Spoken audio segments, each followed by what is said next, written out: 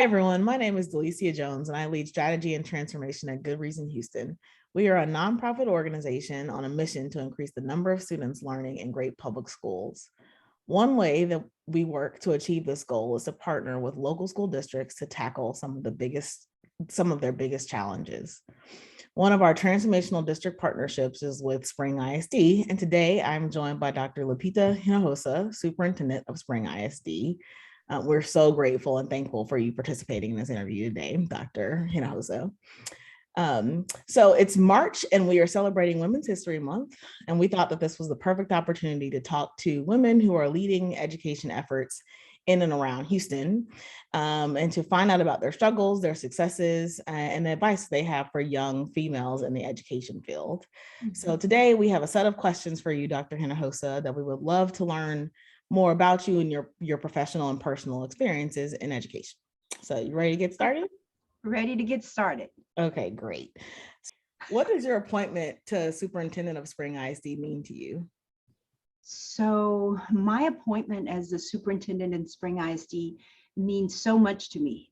First and foremost, our district is 87 years old. We're celebrating 87 years, but I am the first female superintendent here in Spring ISD and the first Hispanic, so first Latina, so many first. But in celebrating Women's History Month, it brings great pride to me to be the first female superintendent, but most importantly, to be given the opportunity to serve this district and hopefully be a role model for other women that are aspiring to lead districts.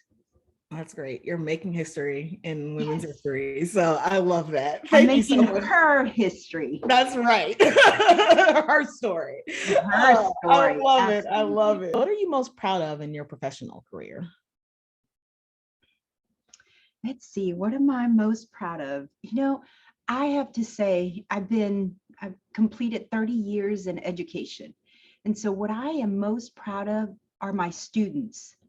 Like the students that I taught as a second grade bilingual teacher, and now them coming back or looking for me and connecting, and it is just amazing.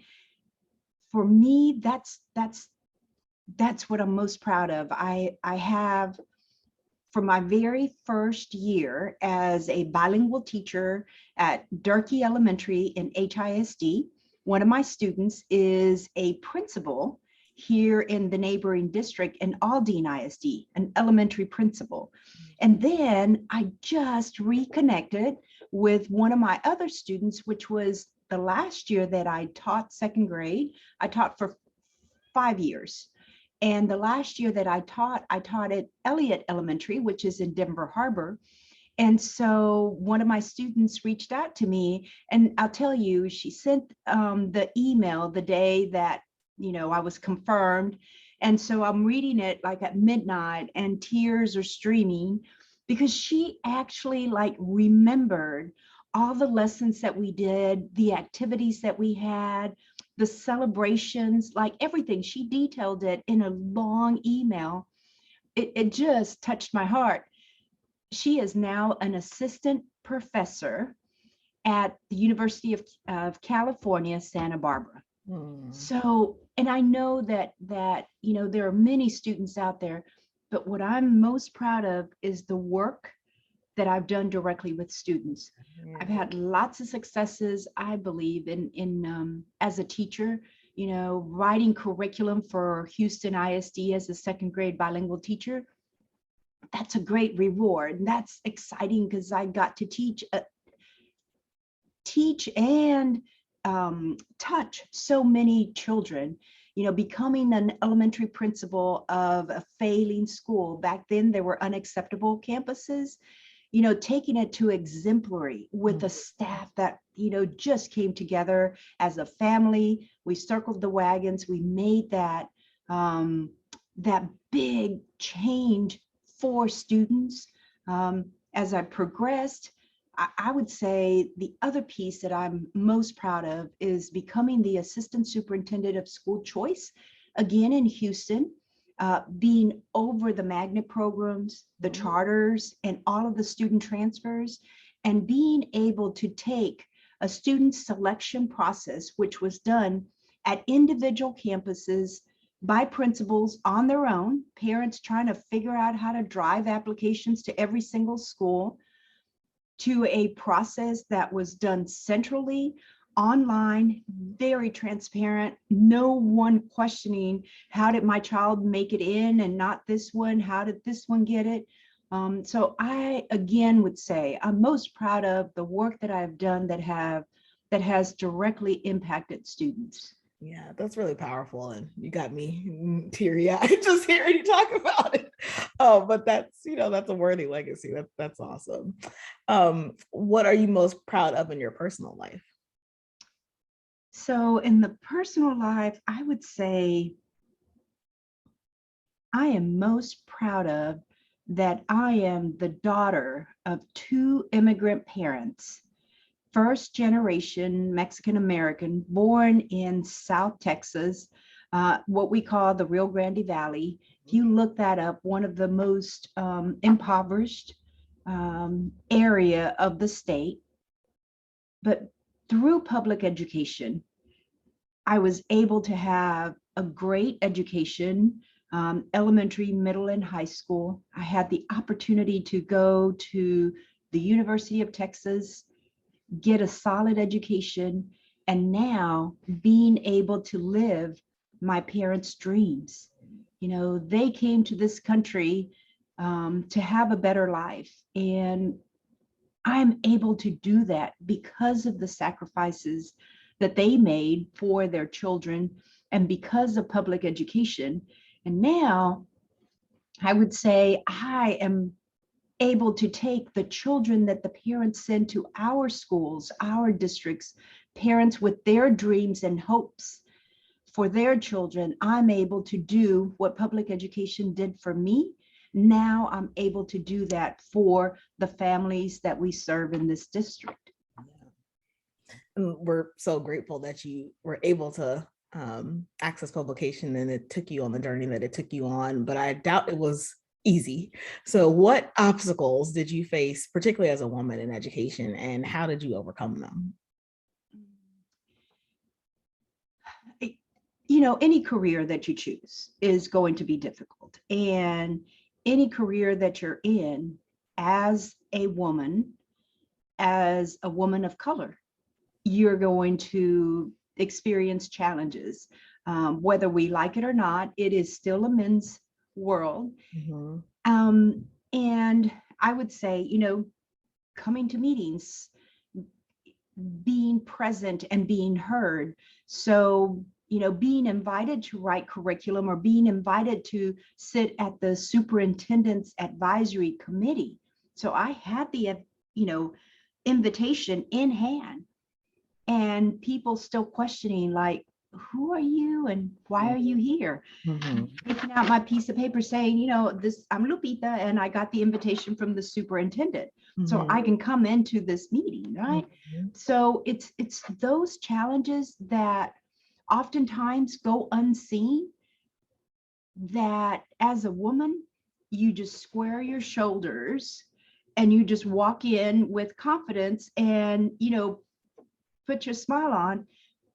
But so many times, those hidden barriers, unseen barriers, are not allowing women, especially women of color, to step into the work. I believe we have so much to offer.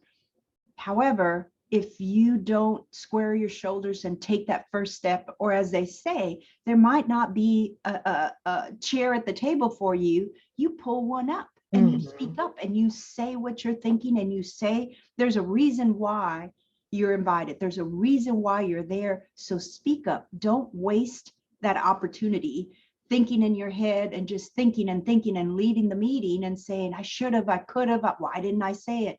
Say it. Yeah. Go through. For me, that was the biggest barrier and what I had to learn along the way. Yeah, that's really powerful. Just really accessing your voice. And it's great. Did you have a female mentor in your life? And if so, how did she help you get to where you are today? I have to tell you, that's something that as women, as females, we don't take advantage of, and we don't seek mentors. Mm-hmm. Men, networking, it's natural. That's what you do. That's how you're raised.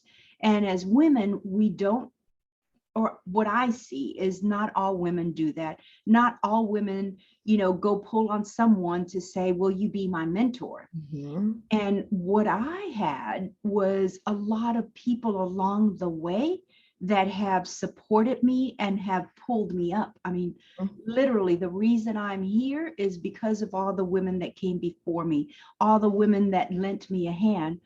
But I have to say, I've got two special women in my life. And in Houston, I became an executive principal. So I was over a feeder pattern. I had 18 schools that I supervised with over 8,000 students. And that regional superintendent, Cynthia Wilson, tapped me on the shoulder. I was a middle school principal, first year middle school. And she tapped me and she said, I want you to come lead this feeder pattern. And I was like, me? Like, I've only been an elementary principal. I've only been a middle school. And I said, let me think about it. I hung up the phone. My husband's like, you don't tell a regional superintendent you're going to think about it. You take it. So I did. She called me on a Friday. I said, let me think about it. And then on a Monday, I called her back.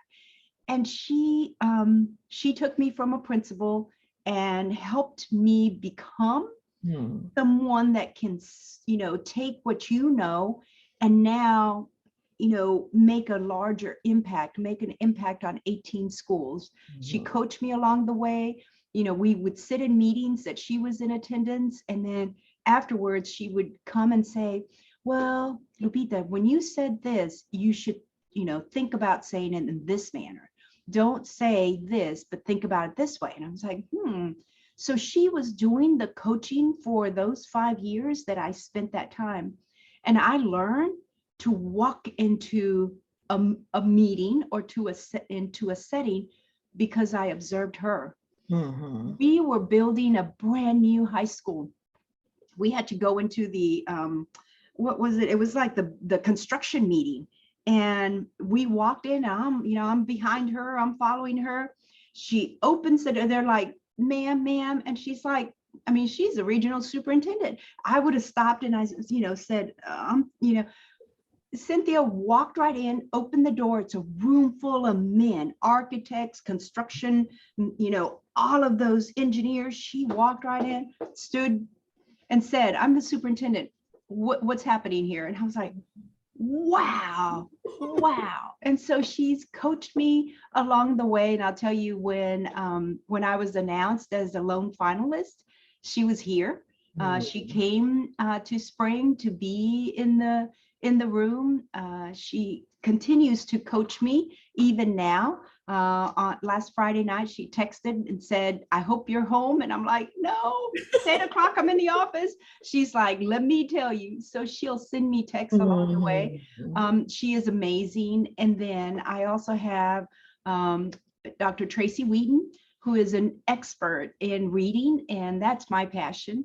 And I have been able to collaborate and work with her and be able to move, not only in Houston ISD when we wrote a balanced approach to reading and that curriculum, but here in Spring. And she has coached me along the way to say, yes, what you have the voice, speak up for the children that you serve.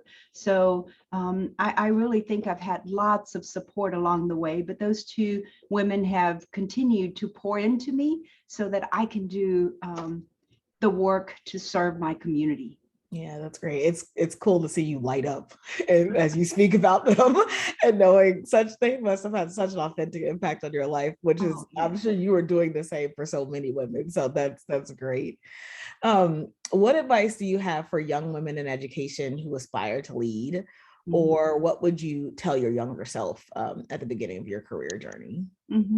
Now looking back, as a classroom teacher, I had a voice, a powerful voice, because I was doing the work every single day with my students. I was doing the journals. I was doing all of this work that was being discussed in research, and so I had a voice, and yes, I participated in a lot of meetings, in a lot of had the opportunity to write, curriculum, write a lot of projects, and I felt so powerful as a classroom teacher.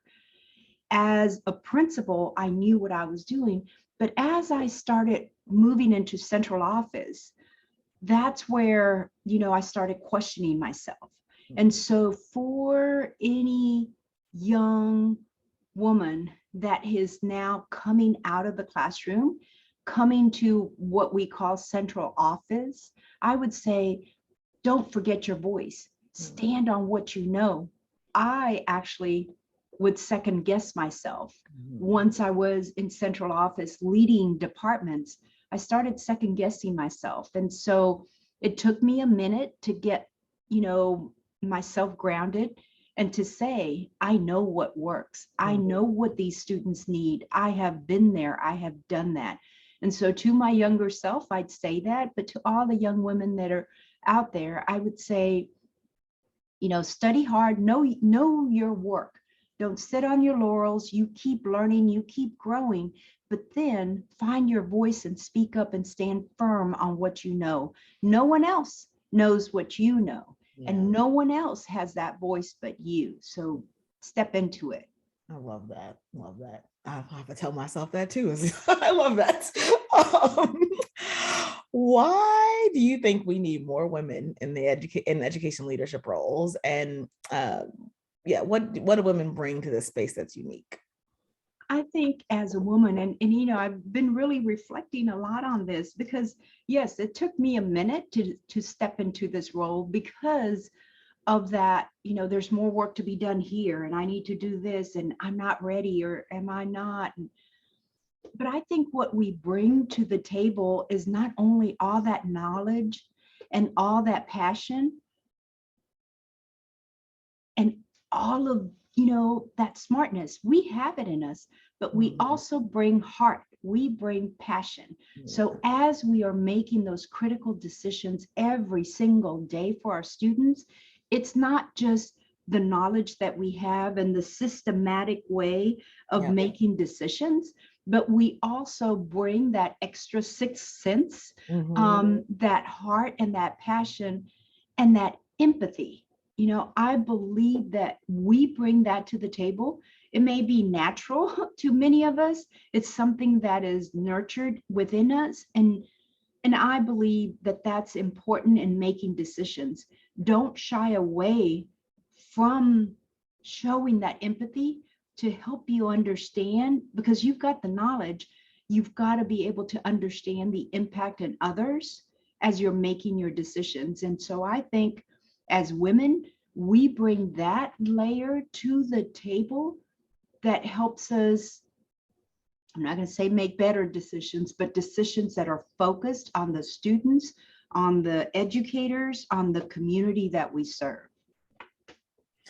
I just want to thank you so much for carving out time, especially in, the beginning stages of your superintendency, to empower other women who are in the same industry as you, and or who are even just looking to get started in education. And I know your words have inspired me today, and I know you're going to inspire everyone who's heard this. But it means so much to us and to them to have leaders who represent us, and who can provide advice and hope for the future. So we're just so grateful to have your voice leading the charge in education here in Houston. Thank you.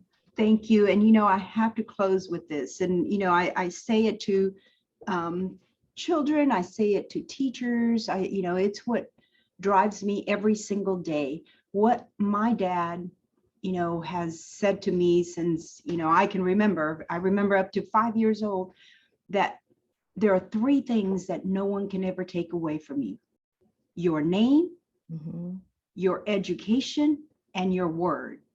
And so he said, mijita, use that. No one can take that away from you. So step into it and use it. And so for all the young ladies, all the women that are out there, regardless of what career path you have chosen, step into it and be proud. There's only one of you, and you know it. It's your education. No one can take that away from you, and make that commitment in your heart, keep your word. And, I believe you're doing the right thing when you can keep that close to your heart.